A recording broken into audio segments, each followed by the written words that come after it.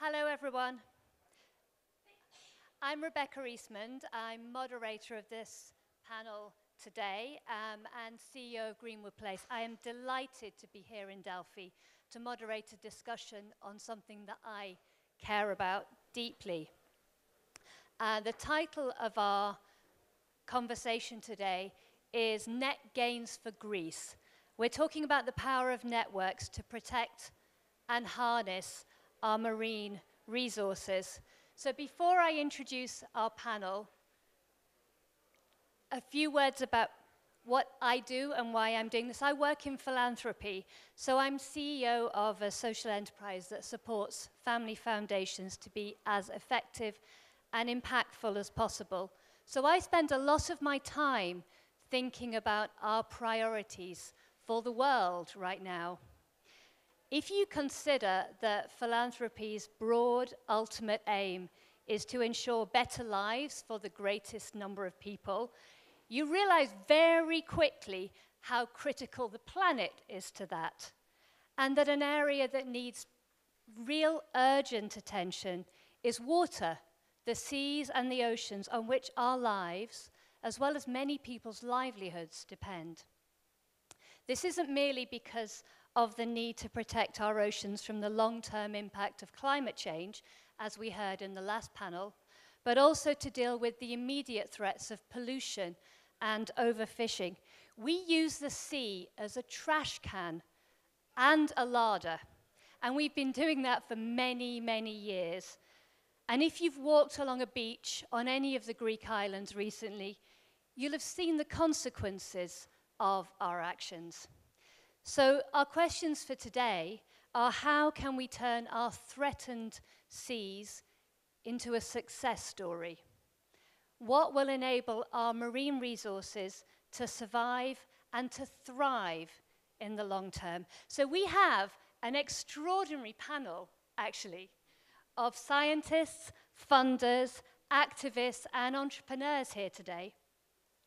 Our panels have in common a love of the sea and a deep desire to protect, to preserve, and to restore our environment. And they have gathered to help us with the ideas and the information that will help us to create that success story. So you've got everybody's biographies in your packs, and if I read them out, it would take us the whole hour. So very briefly, to introduce Wietse van der Werf, who's joined us from the Netherlands, Dr. Angeliki Kosmopoulou, Executive Director of the AC Laskaridis Charitable Foundation, Dr. Francois Galgani, who is an internationally renowned scientist based in Corsica, and Professor Papatheodorou from the University of Patras, who is bringing both a deep knowledge of the environment in Greece and coordination of broad efforts to get plastic out of the sea. So I'll start with a few questions, and then we'll open it up over time. So I wanted to start by just starting to frame the issue so we understand what we're dealing with here. What is the situation right now? Is there anything specific about Greece and about the Mediterranean Sea that makes the situation here different than in other parts of the world? So I wanted to ask you, Francois, to address the Mediterranean first. You should have another microphone, but you have to borrow mine. Okay, thank you. So the problem of the Mediterranean Sea is that it's a closed basin, and it's about 30% of the maritime traffic that is going from Gibraltar to Suez, 30% of the world maritime traffic. It's the first touristic destination in the world, and we have big, large rivers. And the problem is that it's a lot of contaminants going to the sea, a lot of disturbance, a lot of marine litter, and so on. And the challenge will be probably to change the things so that, each time we're degrading the environment, there is a cost. Just for marine litter, for instance, it has been estimated for European countries at the level of 250 million euros. So it means that each year, European community is losing 250 million euros just because of plastics in the sea. You see, so there is a challenge there because of circular economy and so on. There are many things that we can do and try to avoid this kind of situation just because there is some money to save. Yeah. George, I wonder if you could talk a bit about Greece and if we could share this. Yes, let's go back to early 90s. That period actually we dived with an ROV at the isolated place in Ionian Sea at the middle of the nowhere, far away from the mainland and from islands. And I was really shocked by the underwater video. The sea floor was completely flat, muddy seabed, but full of litter, plastic litters. And we're talking about the early 90s. So that period, and after the first publication by Francois in Marine Pollution Bulletin, those 2 points actually was the triggering mechanism for me to study the marine litter in Greece. So far, and 30 years later actually, the available data for marine litter in Greece is still limited and sparse, unfortunately. Regarding the benthic litter, we have already surveyed with a systematic way 2 gulfs, the Patras Gulf and the Saronic Gulf. So I would like to present some numbers about the Patras Gulf and Saronic Gulf. So the spatial density of the litter on the sea floor at the Patras Gulf is between 72 and 500 liters item per square kilometers. Could you say that again, just so everybody really understands it? Are you sure that I want? Yeah, okay, okay. Between 72 and 400 liter per square meters, square kilometer. Sorry, square kilometer. But please keep your breath, because at the Saronic Gulf, the density is up to 3,400 liter per square kilometers. Goodness me. And you don't see this on the surface, but you just dive down, and well, you can see it here. And there are 2, according to our opinion, me and Francois, 2 very important results regarding our findings in the Greek seas. The first is that we found that a significant portion of the litter items were labeled with future expiry dates. This means that we have fresh litter on the sea floor. And this is a very bad situation about the marine environment. And the second is that only just 3 litter types, plastic bag, plastic bottle, and beverage can represent about the 50% of the litter load on the sea floor of the Greek seas. And this is very crucial for the policymakers to know that only three litter categories actually account the 50% of the litter in the sea floor. So this, do you want to make a comment about this? This is something that we were talking about in our planning session. Yes, I mean, the presence of litter is quite important, but the impact also must be considered. And in some cases, in the Mediterranean, we have 100% of the sea turtle that have plastic in the stomach. 100%. So in some place, and on the average, it will reach something like 80% of the sea turtles from the Mediterranean Sea have plastic in the stomach. And it's not just only sea turtle, but many other species like birds, for instance. In some cases, we have, in some place, we have a lot of nests that are filled and made, crafted by birds, just only with litter also. And that's become really a very important problem. Maybe we can have the pictures also from the bottom. I think we should. Maybe later. I hope now, but there should be another film as well. It would be good to see. So, I mean, it's a dark picture.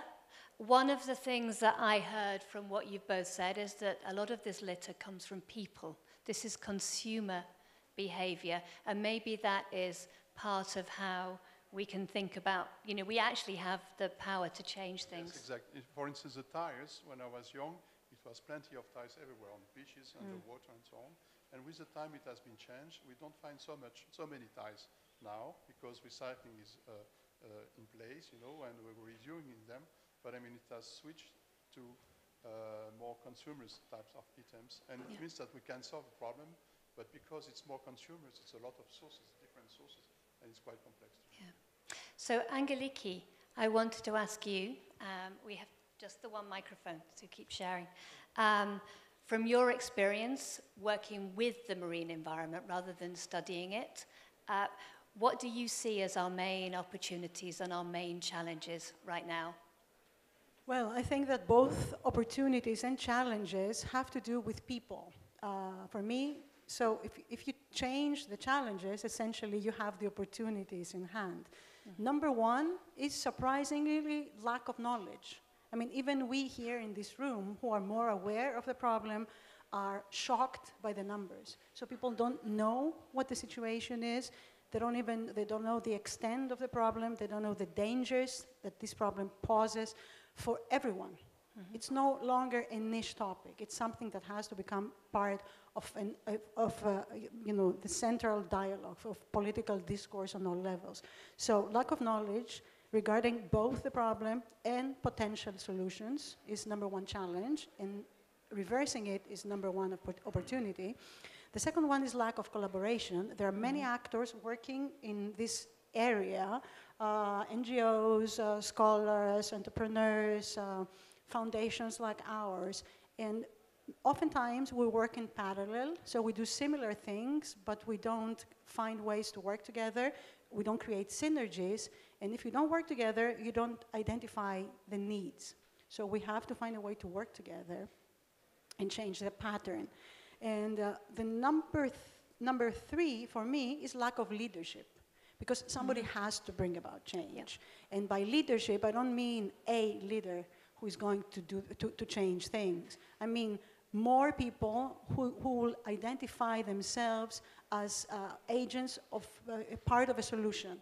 So those three things are for me the most important, and there lie the opportunities. Yeah, and I hope we can dig into some of that work further into the panel. But Wietse, this sets you up very well to talk about what you have done to turn a problem that you care very deeply about into something of an opportunity. And maybe you could talk about your work as an environmentalist and an entrepreneur. Yeah, so I think, I mean, it's interesting. Also walking to the back of the room here at the end of the last session, talking about climate change, overfishing, pollution. These are such huge problems. And I think there's sometimes, like there's still so much to learn, but at the same time, you know, there's such an urgency to act. And I think there's just a lot of, discussion around, well, how are we actually going to, you know, make people aware and get things done. And what I sort of realized after, I mean, I became a youth ranger when I was 8, you know, counting birds and going to do forestry work. And so I've been all my life in nature. And I think, you know, I always had a real sort of sense of pride and identity I took from doing that work. And I think what we sometimes forget is that, yes, we can have all the facts and figures. Yes, we can have policies. But ultimately, it's about speaking to people's own passions. And I think equally, when you know, you're talking about leadership, I think unfortunately protecting the oceans is not the top priority politically. If it was, you know, then we probably have like 10 different sessions at the forum talking about oceans. So 3 years ago, with a number of people in the Netherlands, we sort of developed a different type of approach. And we started a social enterprise called the Sea Ranger Service. And what we essentially do is we train unemployed youth, young people that are out of employment. We train them with the help of veterans from the Navy as sea rangers. And then we have special sailing ships that we build that go out to sea and carry out restoration work. But at the same time, these ships are cost-effective ships that can be used to do maintenance on seaweed farms, that do monitoring work in the wind farms. So suddenly there is a blue economy angle. We actually are running as a maritime company.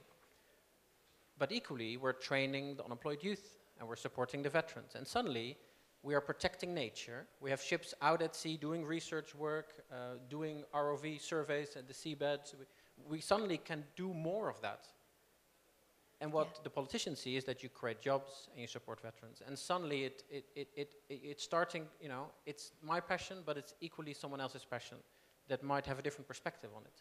And I think that's really important, that we have to forge relationships where maybe you can have a number of different objectives secured. So if protecting the environment creates jobs, then essentially youth unemployment as well as the need to protect the environment are two problems that become each other's solutions.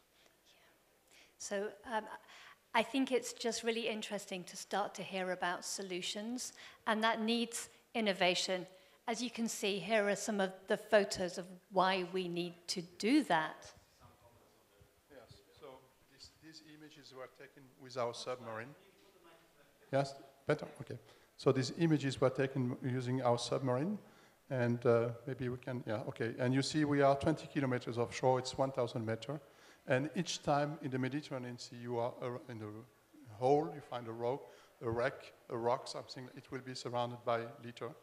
Very deep, very far, and in front of all important towns, such as Athens, Thessaloniki for Greece, but also Barcelona, Marseille, and so on. So it's something like a carpet, and with the dust under the carpets. And when you look at what is inside, in fact, on the appearance, it looks very nice, but the reality is that it's covered by, I mean, incredible amount of litter in many places. So this is really, it has become really a problem, and that is not something like just a show, you know, and it's not something, it's really, it has really become a problem, and there is a real cost, and it is the reason why we do have to challenge, I mean, to go into solutions, because there is money to earn, and also there is, I mean, behind a problem to solve. This is the main reason we have to do that. Yeah. So we have a problem to solve, and I think we're all agreed on that. And then thinking about the reasons that people might get involved in solving the problem and how we might do that, I think is where... Yes, and then I want to hand to George. Just really quickly, because this is, I believe, sometimes a mistake we make, that we think protecting the ocean, that we always have to appeal to people about their passion to protect the ocean. Whereas if you can protect the ocean by involving someone for a very different reason, because they want to create maritime jobs, because they care about tourist industry, because they want to build a blue economy, I think that is, then we start building relationships that really can make us stronger as a society to tackle these issues. And that's right. George, it would be great if you could talk about some of your work and how you are thinking about solutions and successes. Okay, I love to talk about my work, because all my life is my work, actually. So, unfortunately. So,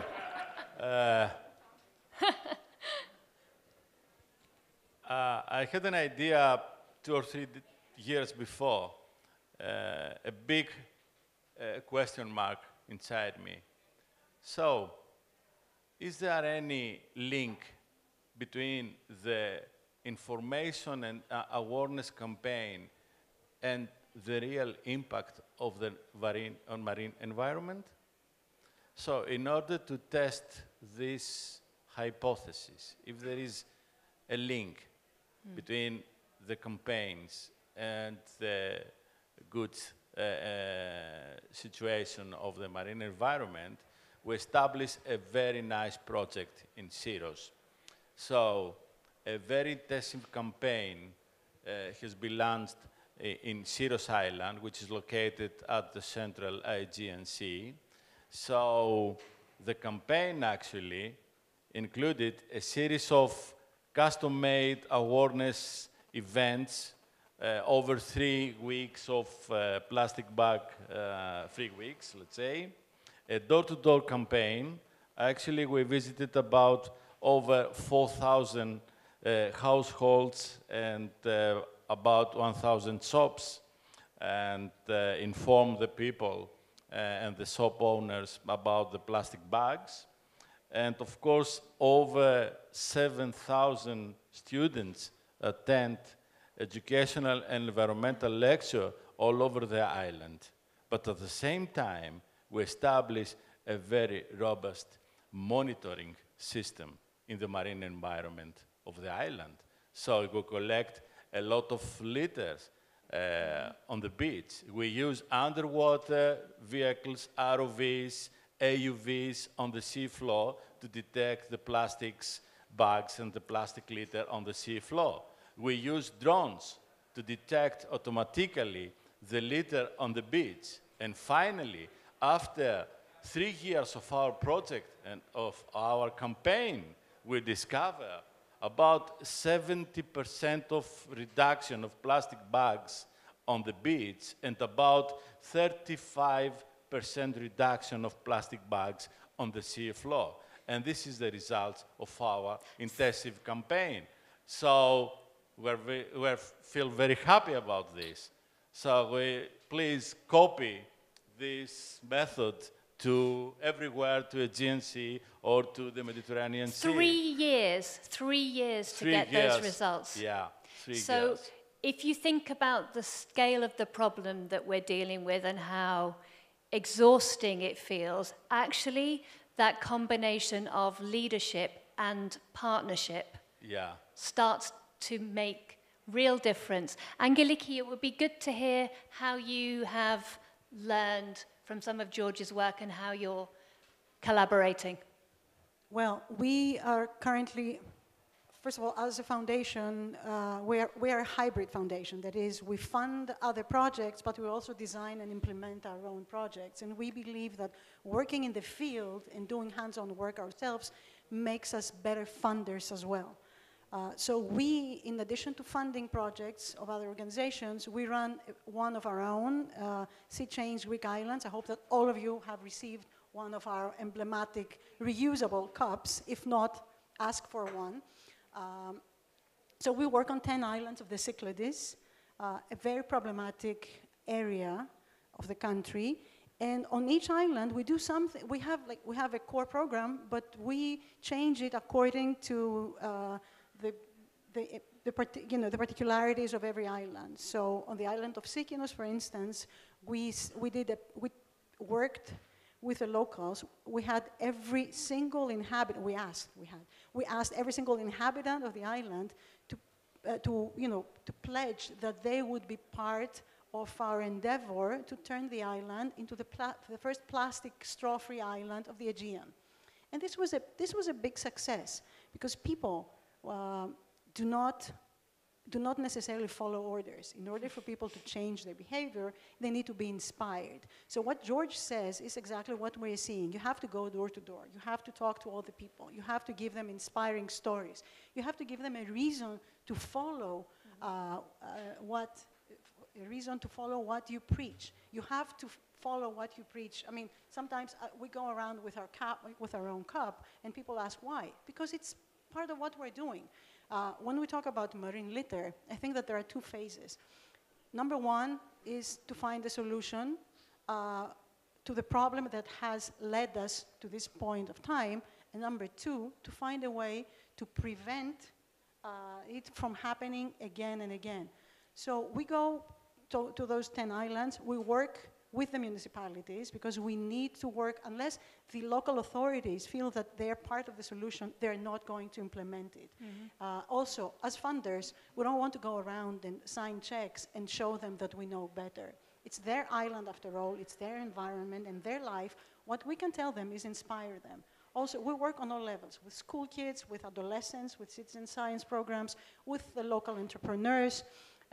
Everybody can be a part of the solution if you show them a way, if you listen to them, and if you give them tools to do it. I mean, Wietse, how does that reflect on your experience? Is that something that you see too? For sure, it's all about empowering people, giving them the tools they need to take action. And we've been training young sea rangers. And who are the sea rangers? Yeah, so the idea is that you go through a 5-week boot camp training. So you learn to go sailing and diving and sea survival and all these different, and you get maritime qualifications. And then in 5 weeks we have like veterans from the Navy who, drill some discipline and structure into you, and there's a lot of physical training involved. But throughout those 5 weeks, we then select a number of youth to come on board as sea rangers. And the sea rangers essentially are employed full-time, and they actually have the capacity, like they have the ships and the knowledge to bring researchers, scientists, policymakers, to bring them to sea, do more different research, and actually carry out landscape restoration. And we use sailing work ships. So we currently in the Netherlands operate the first commercial ship that's operated as an enterprise, that is commercially certified, for in the offshore services industry, but it is a sailing vessel, which means we can also be hired by municipalities, by government agencies to carry out the work. And because it's a sailing ship, it's very cost effective, and it is of course very clean, because most of the time, you're using sail. So there's a lot of things sea rangers cannot do, but the sort of light tasks at sea, you can do. And that also means that if you have more sea rangers out at sea more cheaply, that means that you can think about, well, we might need less investment to start a seaweed farm and ensure that there is food innovation and food cultivation as well as conservation happening in areas. So you're actually lowering the barrier to start the work at sea. And I think that's something we shouldn't forget. We can do a lot from the coast, but we also have to be at sea to do the real work. Yeah, that sounds very sensible. So Francois, what does the successful use and protection of marine resources look like in the Mediterranean? What does it look like? I mean, there is more and more success, and that's a very important point. The problem is that, I mean, as it was said by my colleague, I mean, it's more important to prevent. And so there is a resource there, improving recycling, for instance, wastewater treatment, and new materials to replace. You know, it was a 6 Nobel Prize given to inventors of plastics, polymers, and maybe we will have 1 Nobel Prize given to a new type of polymer, more environment friendly. That's one point. But in some cases, we may have to go also at sea, and there are some success stories, I would say. So you clean, I mean, you recover, you collect the litter from the sea when there is some value only. You cannot go, I mean, in the middle of the ocean because they are not, recyclability is very low for when they are degraded and so on. So in some cases only, you can collect. And I mean, NGOs are for that really active, and it's quite important. There is one example in Slovenia, for instance, they are recycling nets, because nets, either they may be repaired, so they have some value, and collected for that reason, but also because they may be recycled in some other materials like clothes and so on. And they are organized a network to collect, this is the topic of the panel, you know, they organize a network to collect different types of litter from everywhere in the world, including from China, nets from aquaculture, for instance, fisheries and so on, and they are able to make money with that. So it's, I will not say it's a big market, you know, but it's a real market. And then you have some other examples, the beach cleaning, for instance. So the value is indirect in that case. It's not, I mean, the litter you are collecting, but this is the site that must be protected. We do have a good example in the Côte d'Azur, for instance, in France. They are spending about 3-4 million every year just to clean with plane to locate areas where the litter is, and also on beaches with boat and so on. And the balance is that if you don't clean, then you lose 175 million nights of tourists every year. So this is what the challenge is. And in some cases, there is a big value to collect, even if it's not, I mean, the litter itself that is of value, but indirectly because of patrimonial value of the site, for instance, is really quite important. So the economic value is quantified and clear. The carpet in my office is made from fishing net. Actually, it is, I mean, just from a store. So I think those things are out there. George, what would you say about Greece in particular? Where do you see the successes? Your story is already a success. Exactly. I mean, and maybe the success is some of the people that you've inspired as well. So I can start with this. I have a dream. And my dream is a plastic-free Aegean Sea, and Aegean archipelagos free of plastics, megaplastics, microplastics, gigaplastics, any kind of plastics. But I can hear your thoughts now. So how to make these dreams come true? Always in the dreams there are two sides, the bad side and the bright side. The bad side is the nightmare, and the nightmare is the present situation of Aegean Sea. We have the rivers of the northern Greece, so the rivers flush garbage from the catchment areas of the Balkan Peninsula, all over Balkan Peninsula, and enter to the Aegean Sea. We have the Black Sea and the clear connection between the Black Sea and the Aegean Sea. So the Black Sea is a great contributor of marine litter for the Aegean Sea. Then we have really thousands of small pollution sources scattered everywhere the Aegean Sea, in the islands and in the mainlands. And finally, we have the currents that actually transport the litter everywhere in the Aegean Sea, in every single rocky islet. So we have a very complicated, really very, very complicated problem. And our problem is not a problem for one state. It's a transnational problem. Because we have litter from the Black Sea, and we have litter from the Turkey, and we have litter for the Balkan Peninsula, and of course we have litter from the Levantine Sea, the eastern part of the Mediterranean Sea, through the currents. So, to be honest, it's a very complicated situation, and we have no easy solutions for this. So we can suggest actually some measures. Let's say we have to use state-of-the-art techniques to clean the Aegean Sea in local scale. We have to produce new materials to replace the plastics. But for me, the most important point is to change the behavior of the citizens.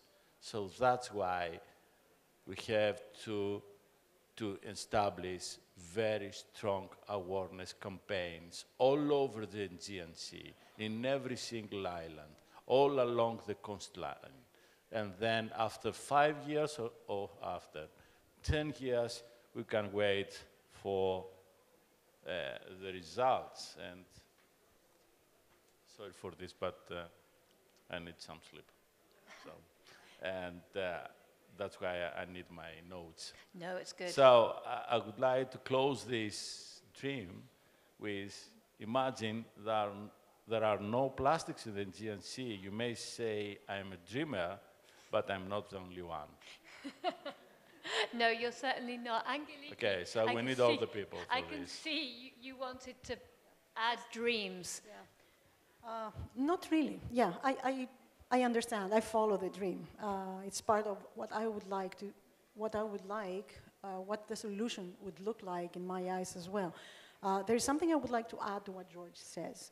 We talk, marine pollution is a multi-level problem, and as a multi-level problem, it cannot be solved by any one stakeholder. Like, all of us have a place in it. And we tend to talk a lot about lifestyle and about our own behavior and the things that we could do to change things, and this is really very important.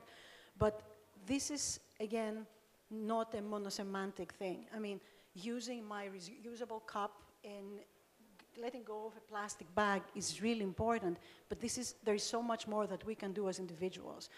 Advocating, talking to business, putting pressure as active citizens to the businesses and to governments, and finding ways to change legislation, the framework is very important. Mm-hmm. Sometimes, we think that what each one of us can do is the only solution. It is very important in order to remedy the situation from now on. But it is not enough, really. We have to advocate, and we have to work with all other agents in the field to make sure that things are going to change in the long run. Yeah. So last year at this forum, I saw a lot of plastic. This year, I don't see a lot of plastic. Aha, we did something about that, because our foundation decided to work with the Delphi Economic Forum in order to turn this into a non-plastic, a plastic-free venue. Because we have to walk the talk. Mm-hmm. It's important. Many people get this message. Some of them will follow it in their life. Some of them will let go of it. But even being here and stating your message in a clear way is the beginning of a solution. Yeah, and you start to create new normal. And a new paradigm. Mm-hmm.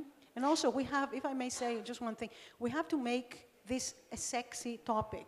For many years, the activists and people who loved the environment and had an interest in the environment were a bit, we're a different group of people. We're a bit niche. This is a problem. No, but this is, when we talk in Europe about an ocean crisis, not even a problem anymore, but a real crisis, we really have to use whatever solutions are at hand. So, yes, all of us have to do something about that. So Francois, again, the same question. If we look forward 5 years or 10 years into George's dream, where do we get? I mean, maybe George's dream will be realized, no? No, I mean, some people are working that way. I think that what could be a success story is also an initiative coming. I will not promote any European policies, and so on, but I mean, the new plastic strategy was launched, for instance, very recently. And as George said, 50% are single-use plastics of the litter at sea is single-use plastics, and it will be banned. And it has been, translated in some national policies very recently. There is still some work for some different items. Also, they plan to recover litter from fishing and so on. And we can expect, a strong reduction of litter, coming to the sea. So there is still some that may take time to degrade. But I think there is a goodwill. They will also consider what they call the mission. So 1 billion euros to fund research, new materials and so on, monitoring and so on, with a very important focus on the Mediterranean Sea. So I think that now the managers, the policymakers, they have realized that there is really a social demand and a necessity to go toward. And I suppose it will bring probably some support to any companies and so on, and there will be some, I know, for instance, in France, some big companies, they start to specific treatment of water in wastewater treatment plants to eliminate all microplastics. So there is a market for that, there is a demand for that, and it's not really, new markets, but it's something like saving money from the litter issue. And behind, the action from the people themselves and NGOs also will be quite important to accompany all these policies. Yeah, that is good. Wietse, can you talk about success as well and what success looks like? Yeah, I think it's inevitable that the future will see us using the sea more intensively. There will be more wind farms being built. There is the expansion of seaweed farming and fish farming and all sorts of use of the ocean. And I think, well, the vision is that there is a multi-use, that really those human activities do go hand in hand with environmental conservation efforts. And where you have protected areas, that if you have another type of use of those areas that doesn't damage the environment, then that's a really good way to protect and sort of secure the use of certain areas for the future. And the other thing I would say is, like, I am really looking forward to start training sea rangers in Greece. And, the idea of especially going to coastal regions, going to small port cities where maybe other types of industry has sort of been dismantled. Or, we, in fact, in the Netherlands and now also starting in the UK and Belgium, we work specifically in the port cities where the youth unemployment rates are high, where often many companies have left. Actually bringing a sort of a bit of an economic rejuvenation is great, and it can be combined with those blue economy, food and energy transition activities we see at sea.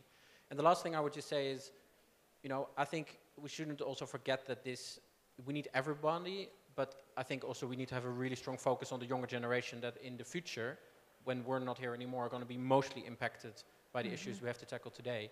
And like even for my personal part, like when you meet young sea rangers and you see the enthusiasm in their eyes, any politician, investor, policymaker, when they meet those young people, we don't have to talk about any fact. Like they're already sold, and they're committed to seeing that passion and drive, and and that's what the future holds for us. So it's a combination of knowledge and opportunity. Angeliki, you've been doing a lot of work with school groups and young people. It'd be interesting to hear some of your stories. And we have lots of stories to share. It is very interesting because there are so many organizations that are doing cleanups that one would guess that we've had enough of that.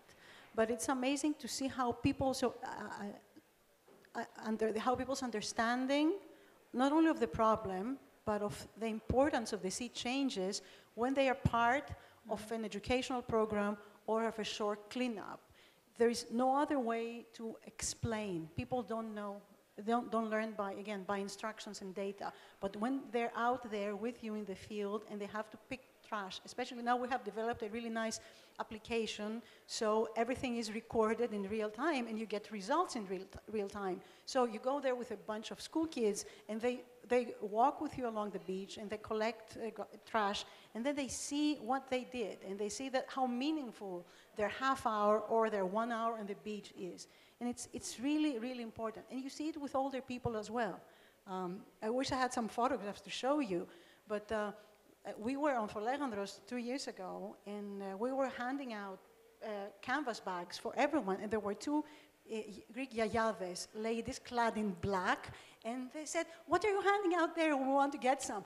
And one of them said, "I need one because I have another one at home, and I never use plastic anymore because somebody came by and explained to me how dangerous plastic was, and I really need a second bag." And it was amazing. It was like the typical yaya, clad in black, walking on the beach with our, sea change bag.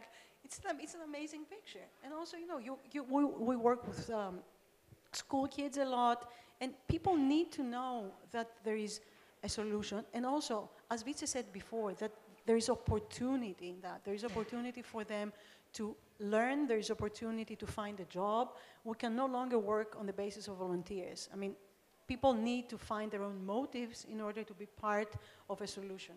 Yeah. Yes. Because I think that's a really important point you're getting on, is that, so we set up our sea range service as a social enterprise. And that means that increasingly we're not reliant on subsidies from government or donations from people.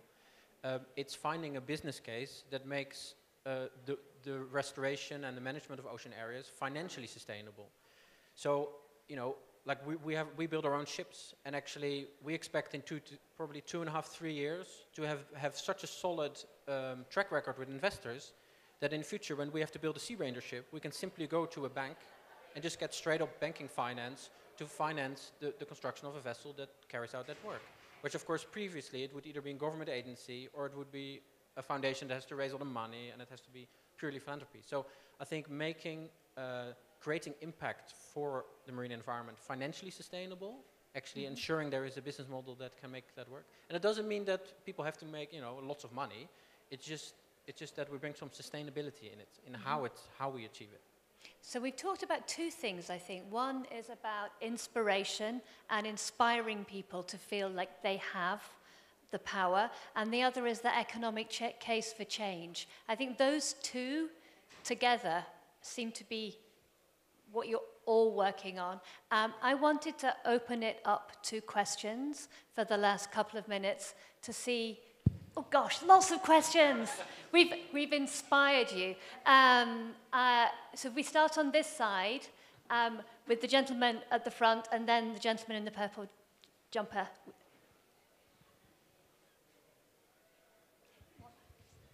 I must say this has been a fascinating panel. I'm not surprised at a lot of questions. I know that DG Mare, the Commission, is thinking about its policy for the autumn with a new Commission. You've spoken positively, a number of you, about informing and inspiring politicians and engaging with policymakers on the new change, for example, Commission policy. What are the 3 things you would like the European Commission to do in its next tenure in terms of major impact on these issues? Oh, 3 things from the European. Also for the European Commission. So you have the, closest link. I'm not European Commission. I'm a scientist, but we also, providing some scientific.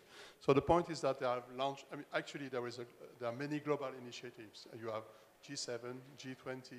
You have UNEA, and they are planning to have a new convention. And it may take a long time before, maybe 8-10 years, because of constraints with law and so on. But then they start, the plastic strategy and the new directive on single-use plastic is the fastest directive that has been launched by European Commission. It just took 1 year. And you can see how they have been reacting very fast because, the social demand is quite important. It's not something just for, for politics, I would say, but it's really because there is a social demand and there is a need. And also, there is a real cost, and so there is a lot of money to save, and that's the reason why, they have been very fast. The counterpart is that we are afraid that they have been so fast that for 20 years to come, there will nothing done anymore, But for now, and for the 5 years to come, there is a real need, there is a real interest from politicians, and I think that they are most of them, at least, aware of the issues and what to do. And they start, and that's very good. Yeah. Because we have so many questions, I will just keep going, if that's okay. Thank you. Manjareli Stefanos from the Athens Law School and the American College of Greece. Now, so in 2016, as far as I know, in Japan, there has been developed by chance a bug that produces an enzyme that consumes plastic, and especially PET. And my question would be whether such a technology could be used in open seas, in the water, and whether we should invest more into biotechnologies for dissolving the plastic inside the ecosystems. Okay. Yeah, there was a challenge for that. But I mean, the problem is that a plastic bag is interesting because it's light and resistant. And if you replace by a material that is not light and resistant, that will not be the same product and the same use. So in some cases, you can replace, I mean, for retailers, for instance, in markets and so on, you can replace by, I mean, plastic made of polysaccharides and that will degrade very fast. That's very good. And they can be used, and there is a real market for that. But in some cases, you need to have, I mean, plastic. Plastic is not bad. In many cases, you've seen, for instance, at the entrance, they are recycling Coca-Cola, and they're supporting a zero waste, for instance. They are recycling, I mean, crafting different pieces of things. And I've seen one young going to an NGO with a 3D printer and having an artificial leg for $200 only, very fast. And in some cases, very helpful. The problem is the end of life. And so we can replace some bags by some other type of materials, and it is supported actually. There will be some funding for that. But in some cases, we need the plastic. Okay. And we also need to change behavior. Sir. I'm Bob Goodman. I lead a School of Environmental and Biological Sciences at Rutgers University. Oceanography, among other fields, reports to me there. I have two thoughts for consideration by the panel. One of them is that I think many people don't realize how phenomenally dependent medical technologies, single-use plastics for medical purposes, phenomenally dependent upon plastics, that is. And I think it's a tough one, and so I wonder if you folks have any thoughts or experiences. The other is, we're a state with 130 miles of coast directly on the Atlantic Ocean.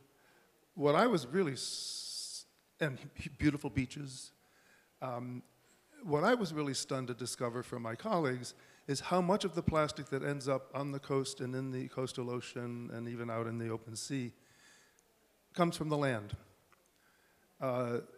And so people who are inland need to understand that their behavior affects what happens in the oceans every bit as much as those who visit the beach or who farm or live near the seacoast. Thoughts on that? Yeah. So litter coming from the land into the sea. Well, we know that the rate in Greece, in the Mediterranean, is 80 to 20. That is, 80% comes from the land, and 20% is what we would term like lifestyle, something that is thrown out.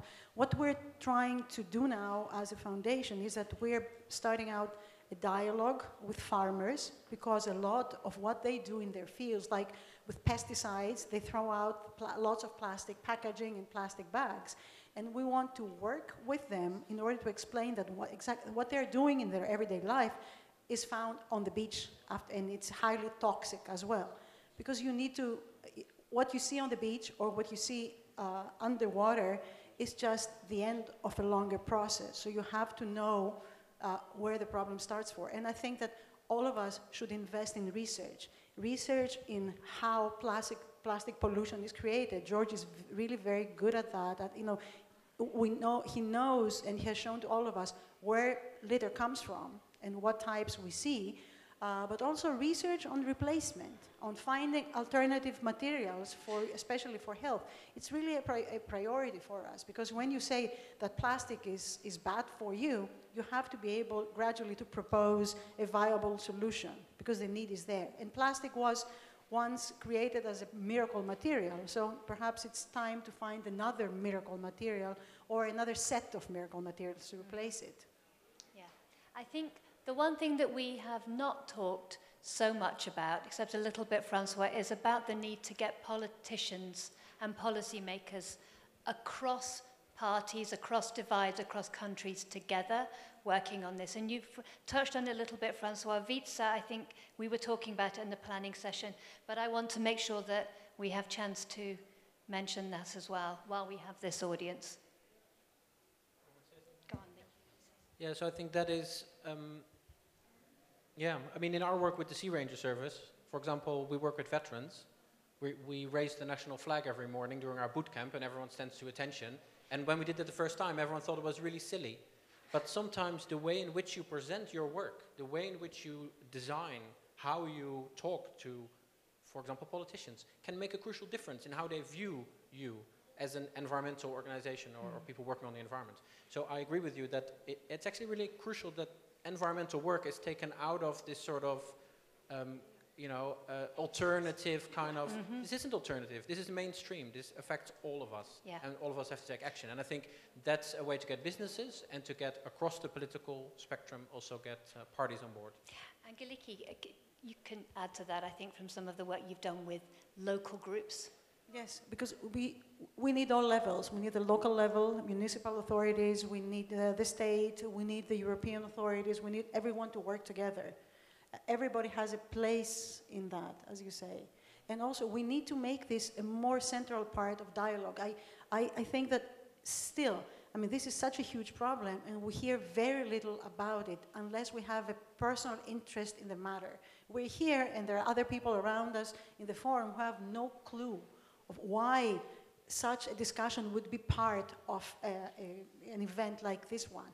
And I really hope that by spreading the word, next year we'll have like 4 or 5 panels on the marine world and on plastic and on the need to change our behavior. Because unless we all work together, we will not find a solution. It needs to not just be a dream, I think. One final question, I think, and then we're bang on time. First of all, thank you for everything you're doing. I think it's very important. My question is, when we're talking about personal responsibility, about citizen action, I always hear use less plastic, use reusable bags, but I don't see enough talk about animal consumption and about, overfishing and how this contributes to the destruction of marine ecosystems. Okay. What's your opinion on that? Go, Francois. A lost gear is still fishing for months, sometimes years. So it is very important in terms of impact, what is coming from fishing. Not only overfishing, but also, just fishing when they are losing nets, for instance. So this is the reason why, exactly, lost nets. So this is the reason why, this type of litter is quite important, must be a focus in terms of management. And so UNEP MAP, for instance, Mediterranean coordinating action for Mediterranean countries, they are considering to have some initiative on that, and maybe preventing the losses and so on to avoid any ghost fishing. Then, plastic is just part of the issue. We do have contamination, hotspots of contamination in the Mediterranean. We do have overfishing. We do have a lot of, so it's not only plastic we have, the problem of plastic we have to solve, but for sure the other must be considered too. What I mean though is, why don't we say eat less fish or stop eating fish and always say don't use plastic? So you mean stop fishing? No, we talk about citizen action, individual citizen action. What should we do? Yeah. What should we be doing as people? I guess it's a great way to wrap up as well. What are our takeaways as consumers in this room? Who would like to answer? Everybody. 2 words.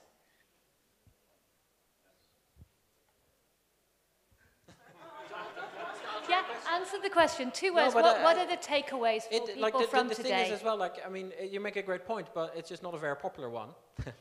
That's the reality. And I think we have to find common ground. We have to work on issues that speak to people's imagination. And we have to work together. We have to start learning to speak each other's language, especially if we're industry, policymakers, young people, environmentalists.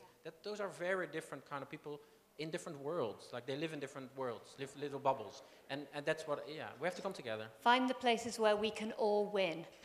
Exactly. Also, be open to learning. What you ask, prompts us to learn more about that or to think more about it. I don't have an answer to what you're asking, really, but it makes me think about it. So just like raising the issue sometimes is something that can lead us to change. Francois, George, do you have a final word? Yes. What I think is that if we consider plastic pollution, this is the only type of pollution where there is an agreement on the issue and the way to solve. For instance, recycling industry is promoting that because it's a resource for them. And for NGOs, they are also supporting recycling, any action, education and so on. So there is no barrier in front of the issue.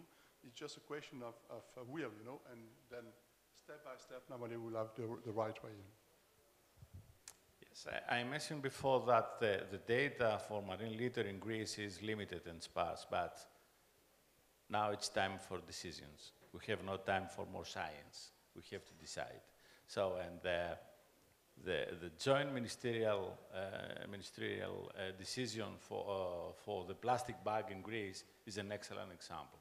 In 1 year, we have a reduction of about 60% of the plastic bag consumption.